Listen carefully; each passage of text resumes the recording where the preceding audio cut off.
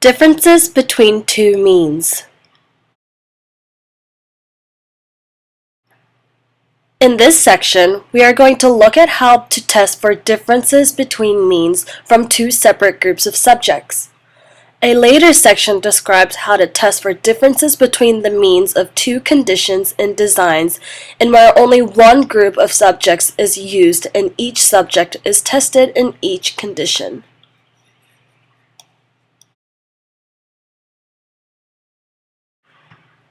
It is much more common for a researcher to be interested in the differences between means than in the specific values of the means themselves.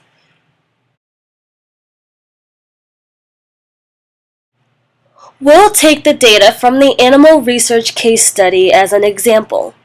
In this experiment, students rated whether they thought animal research is wrong on a 7-point scale.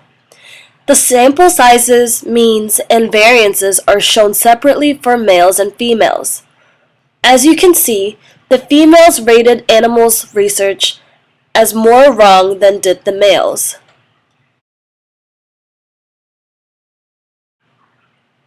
This sample difference between the female mean of 5.35 and the male mean of 3.88 is 1.47. However, the gender difference in this particular sample is not very important. What is important is the difference in the population. The difference in the sample means is used to estimate the difference in the population means. In order to test whether there is a difference between population, we are going to make three assumptions. 1. The two populations have the same variance. This assumption is called the assumption of homogeneity of variance. 2. The populations are normally distributed. 3. Each value is sampled independently from each other values.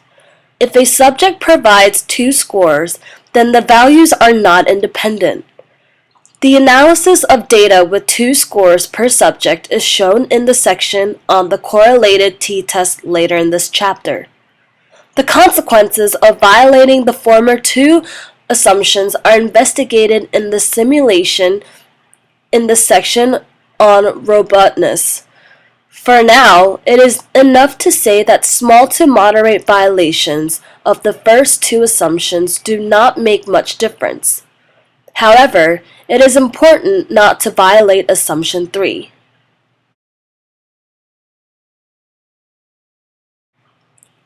In this section, we'll see how to test the null hypothesis that the population mean is equal to some hypothesized value.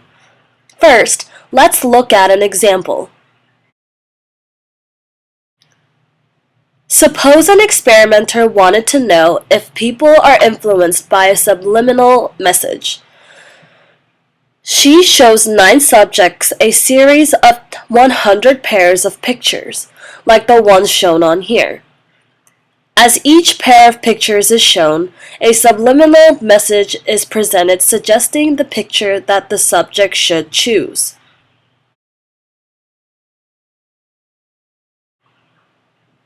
The null hypothesis is that the subliminal message has no effect on which picture is chosen.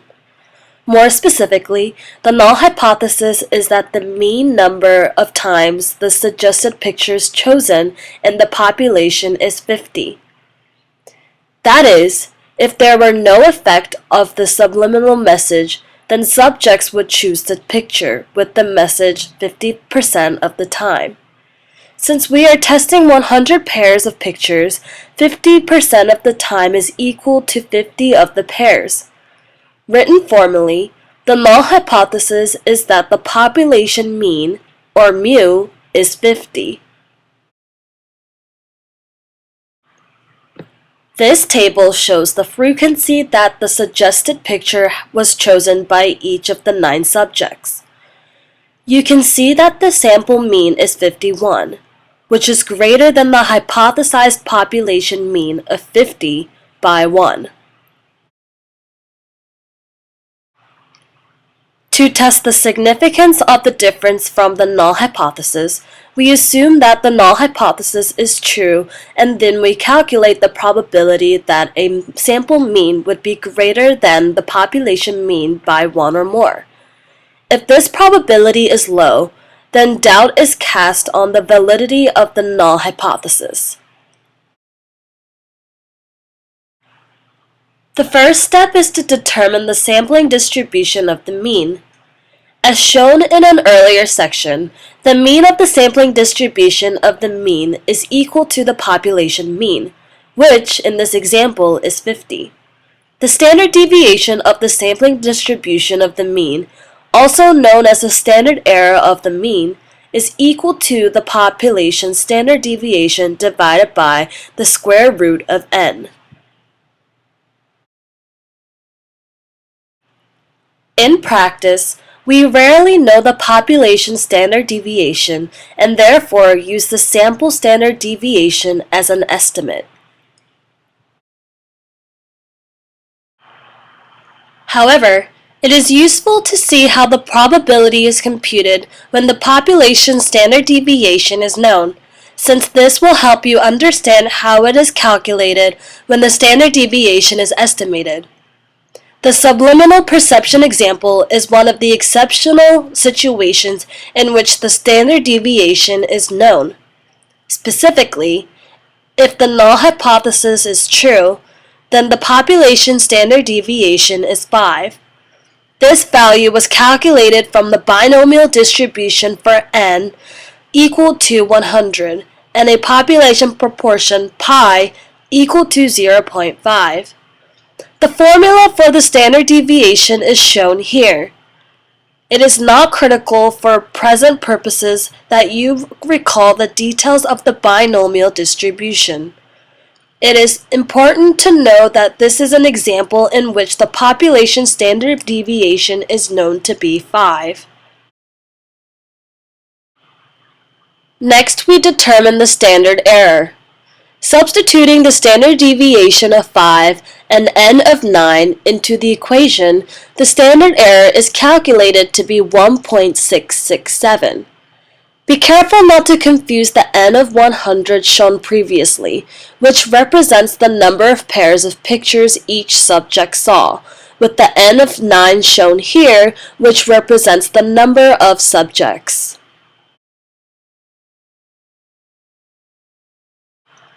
To recap, we want to know the probability of obtaining a sample mean of 51 or more when the sampling distribution of the mean has a mean of 50 and a standard deviation of 1.667.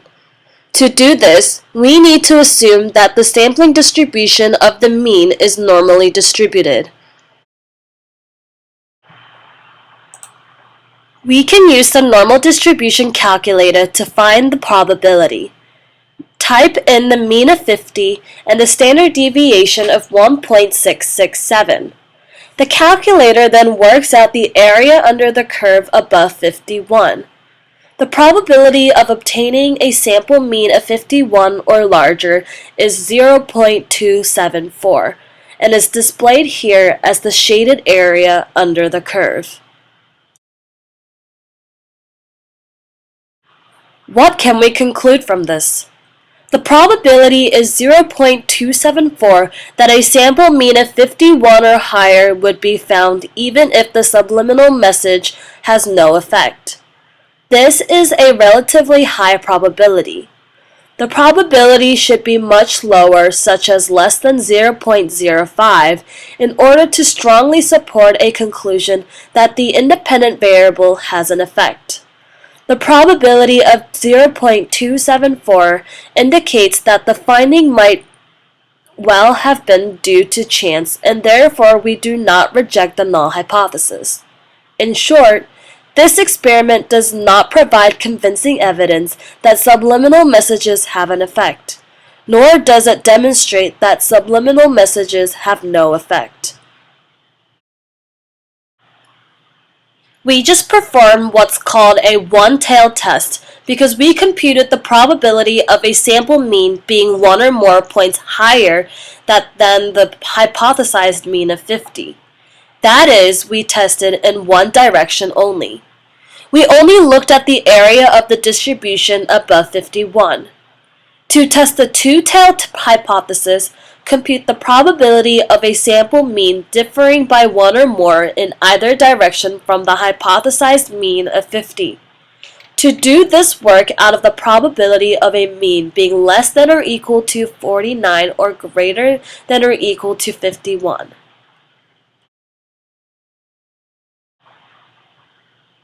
So when we're talking about the tails, remember that the mean of the ends of the distribution, not the fluffy kind.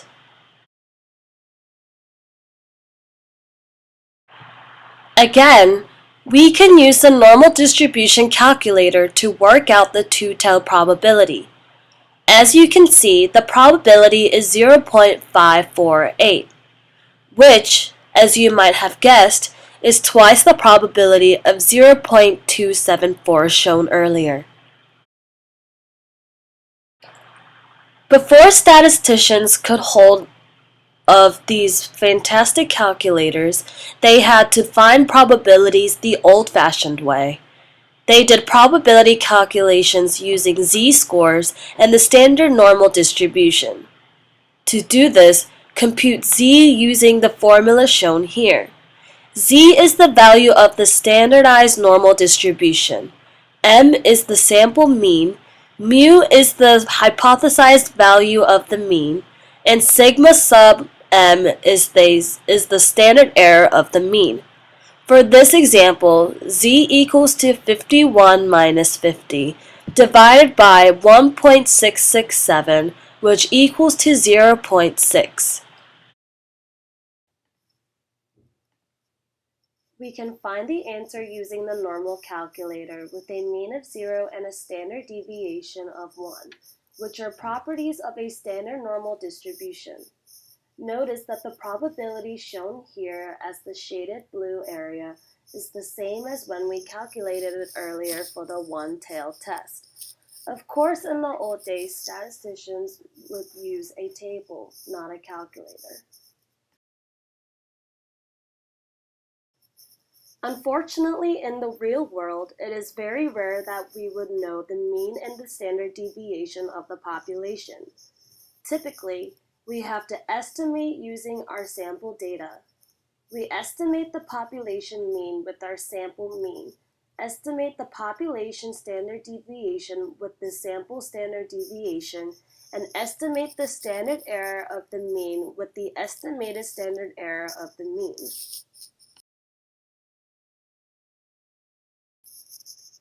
To take a real-world example, we'll use the data from the ADHD treatment case study. We'll summarize the study here, but for more details, refer to the case studies section.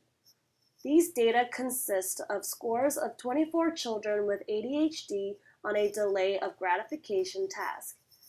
Each child was tested under 4 different drug dosage levels, so we're looking at a repeated measures design. But we'll simplify a little and concentrate on 2 conditions instead of all 4.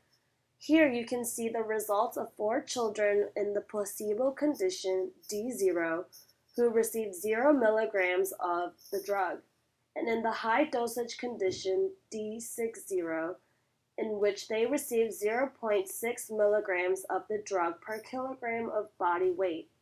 Notice that different scores are shown here in the last column. When children perform better in the high dosage condition than the placebo condition, the difference score is positive, and when children perform better in the placebo condition than in the high dosage condition, the difference score is negative.